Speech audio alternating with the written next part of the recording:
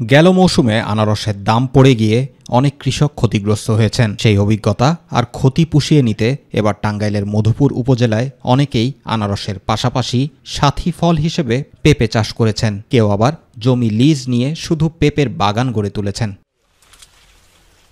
উন্নত জাতের চারা রোপণ করায় প্রতিটি গাছ থেকে 4 থেকে 5 মণ পর্যন্ত ফলন পাচ্ছেন কৃষকরা।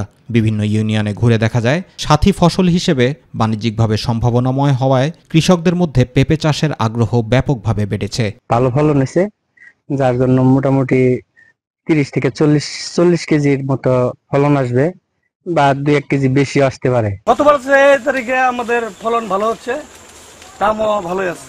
এখন পর্যন্ত অবশ্যই সহযোগিতা পাই। পাহাড়ি অঞ্চলের কৃষকদের অন্যতম অর্থকরী ফসল হলো আনারস। তবে কৃষকরা এখন আনারসের সঙ্গে সাথী ফসল হিসেবে এবার পেঁপে, আদা, হলুদ, কলা সহ বিভিন্ন ফসল আবাদ করতে শুরু করেছেন, যাতে করে ক্ষতির সংখ্যা কম থাকে। আনারসে লাভ কম, হেলেগা পেঁপে আবাদ করা হয়, আর সাথী ফসল হিসাবে এটা পেঁপে চাষ করা হয়। পেঁপের মধ্যে লাভ বেশি, হেলেগা আবাদ করা হয় পেঁপে। যদি প্রাকৃতিক কোনো দুর্যোগে যদি ক্ষয়ক্ষতি না হয়, তাই আপনার পেঁপের মধ্যে ভালো লাভ থাকে। পেঁপে কাঁচা অবস্থায় সবজি হিসেবে এবং পাকা অবস্থায় ফল হিসেবে বিক্রি হচ্ছে। ইতোমধ্যে অনেক কৃষক লাখ টাকার পেঁপে বিক্রি করেছেন।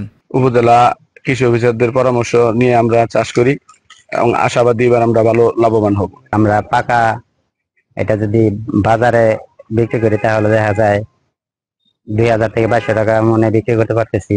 এই 8:30-9টার দিকে কাজ ধরি, এই পেঁপে ওঠানো আমার বেতন দেয় 650 টাকা। চলতি মৌসুমে 35 থেকে 37 হাজার মেট্রিক টন পেঁপে উৎপাদনের সম্ভাবনা রয়েছে উল্লেখ করে চাষের জমি ও ফলন বৃদ্ধি করার জন্য কৃষি বিভাগ কৃষকদের প্রয়োজনীয়তা সহযোগিতা করে যাচ্ছে বলে জানান উপজেলা কৃষি কর্মকর্তা। এই বিষয়ে প্রয়োজনীয় দিক নির্দেশনা দিয়ে যাচ্ছি।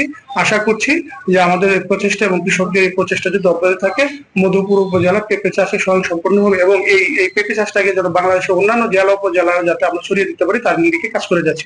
মধুপুরের কৃষকেরা এই সাফল্যে নতুন উদ্দীপনা ও সন্তুষ্টি প্রকাশ করছেন, যা আগামী মৌসুমেও আরও উৎসাহ যোগাবে এমনটা প্রত্যাশা সকলের। জুবাইর রহমান, মাই টিভি নিউজ।